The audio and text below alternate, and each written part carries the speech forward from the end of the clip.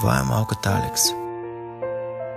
Тя е родена с изключително рядко заболяване на дясното краче, което не й позволява да проходи. А какво е едно детство, ако не можеш да скачаш, бягаш или играеш с другите деца?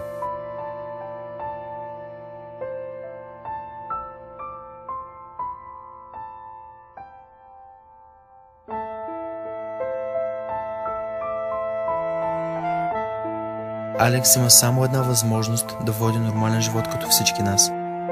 Необходима е незабавна операция, която е нейната единствена надежда да проходи.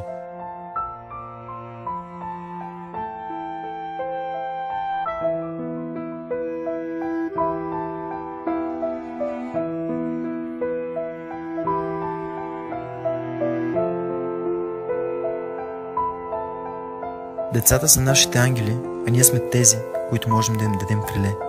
Нека помогнем да изгрее още една детска усмивка.